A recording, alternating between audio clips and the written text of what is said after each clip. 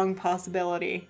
If you show it before I have coffee on the third Tuesday under the blood moon, Kind of. then I might remember what you showed me. You're starting to get the idea.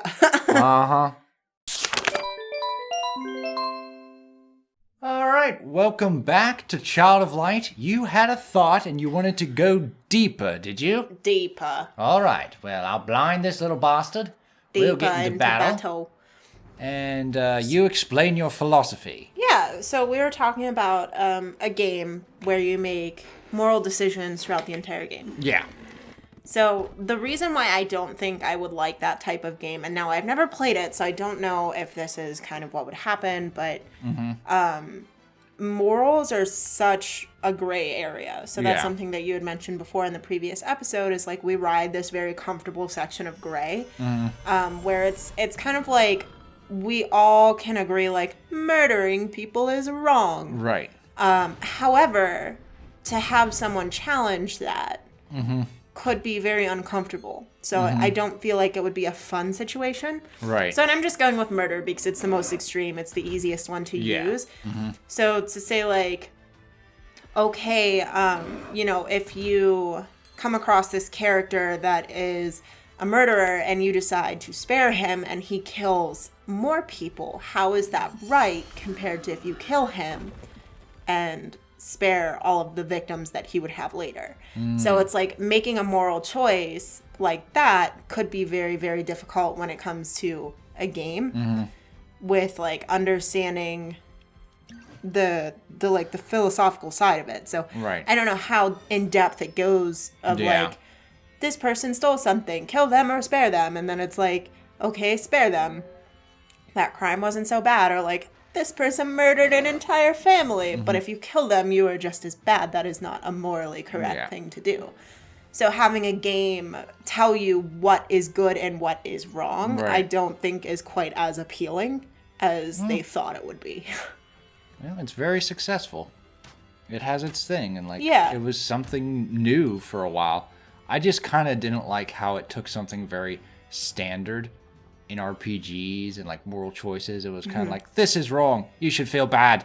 Yeah. It's like, what the fuck? Where it's like, again, we all have that like standard level of moral choices of like, we know stealing is wrong. We know murder is wrong. We know very basic thoughts of this is wrong. But then you also have the exceptions to those things. You have like, there's so many variables. Yeah. So that just by generalizing it to be like, this is wrong and you should feel bad. Like, no, I don't think I really want to play something like that. It's like, it seems preachy to not have a more advanced character development of making your moral choices to the end, where it's like, if you spare everyone, you get a good ending. If you kill everyone, you get a bad ending. Yeah.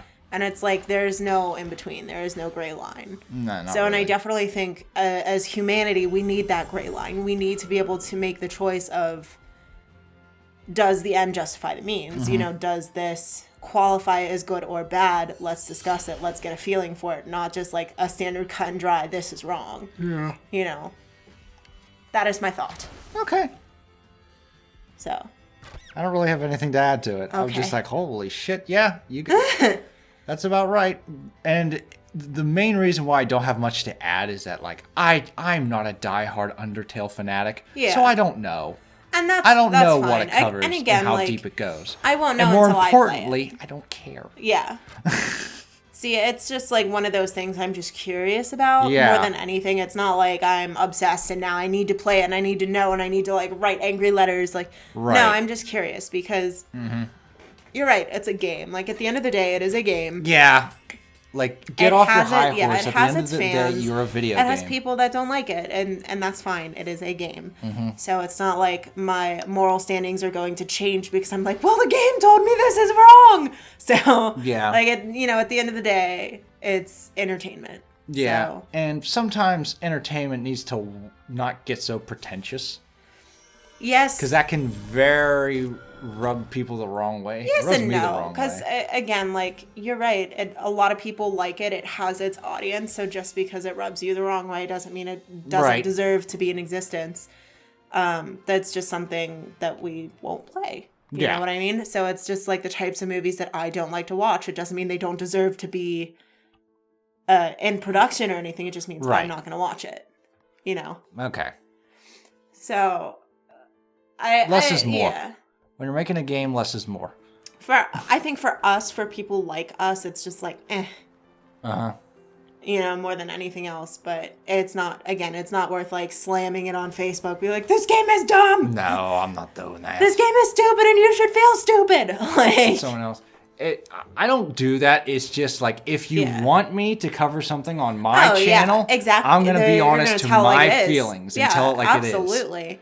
Because, like, this is my domain. See, and that's the thing. If someone asks for an opinion, I will gladly give you my opinion. Yeah. But until then, like, I'm not one that's going to be like... if you're here and you like Disney live-action remakes, next window, please. You're not going to have a good time. I mean... If you're here and you like to talk about, like, Star Wars or just... Harry Potter, you might have a good time. Yeah. Might.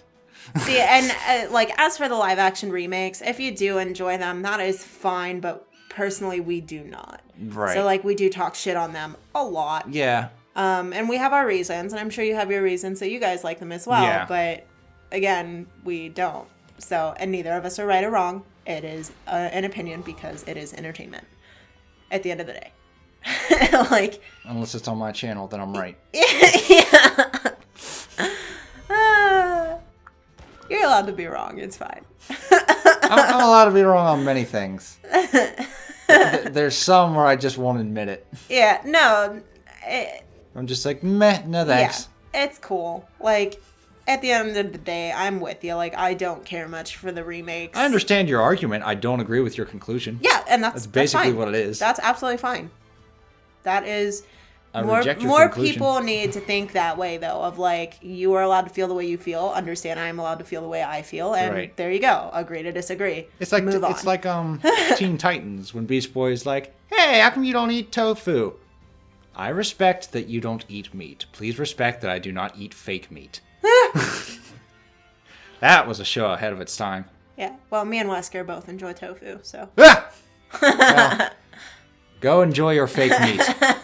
I will.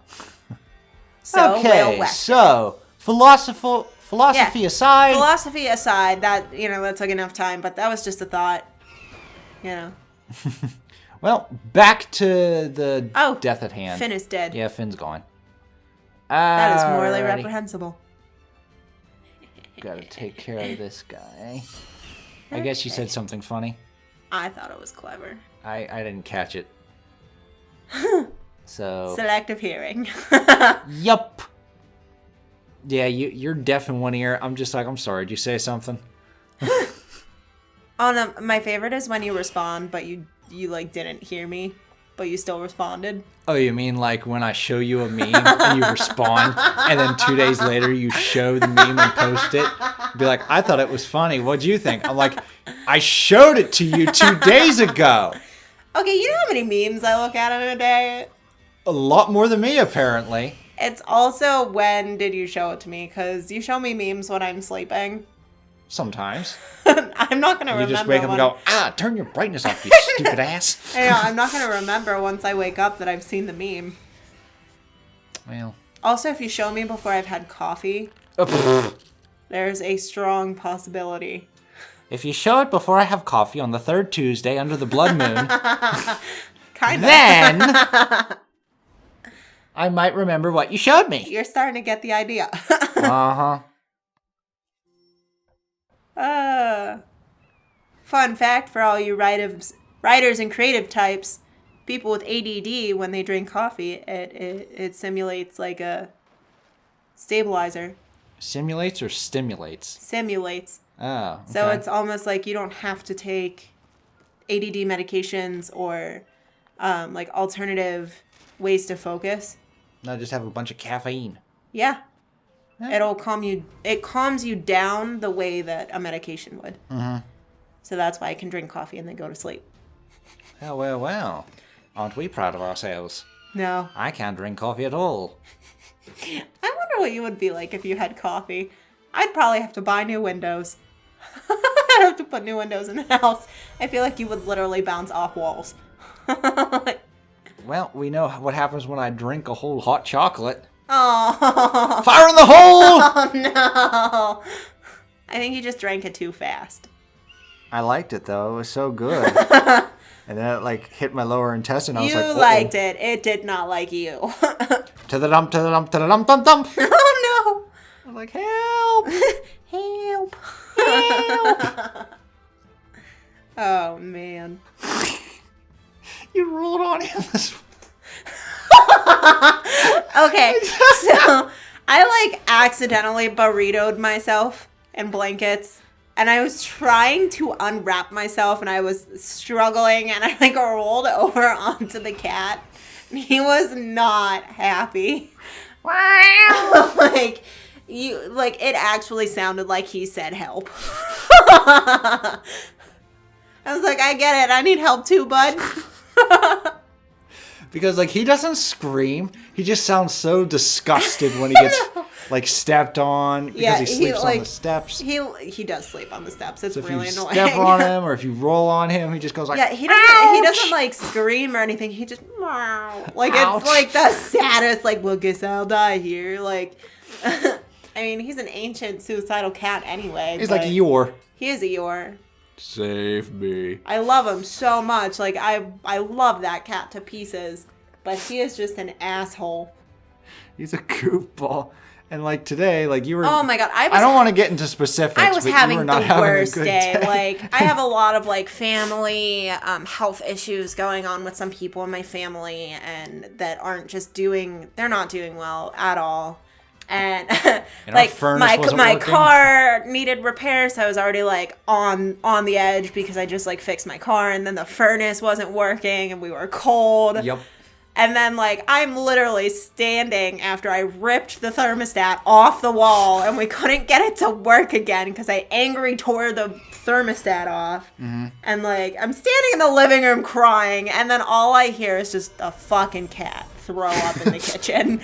I was just this is the goddamn cherry on the cake. Worst day. And the cat just throws up. Your misery makes me sick. This animal. I was so upset. I was I'm leaving it. It's staying there. I was so upset. I cleaned it up. Oh, I was so mad. I don't know how you do it. Oh, it's I make gross. the same noise the cat makes. Yep. I was so mad. So mad. But hey, Jeff Foxworthy, cats throw up in the daytime. Yeah, they do. That was a first. He always just cats will wait until you're lying in bed, almost asleep. Then somewhere in the house. Oh, remind me to put my slippers on in the morning. Worst. These cats. I have 3 cats, and they are just the worst. All 3 of them. They have their terrible moments. Little animals. They're I not love as good as them. my precious doggy. He's an asshole too. Don't you put him on a pedestal. I put him on the bed stool.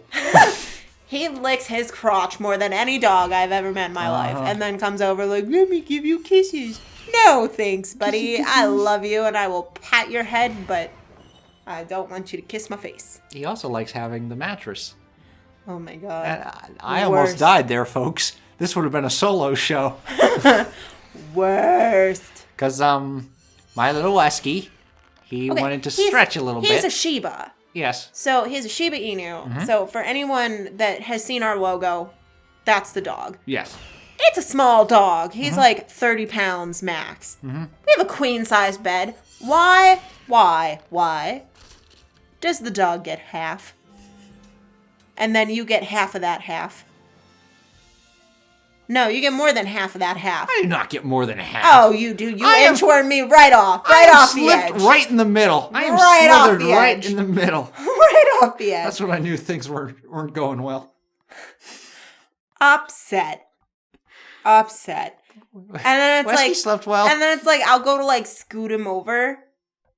And then he jumps because I startle him, and he's like, "Oh, poor puppers!" And I'm like, "I'm gonna murder the entire neighborhood. If I don't get sleep right now." I'm gonna go sleep on the futon. I said that. I was like, either the dog moves over, or I have to go somewhere else.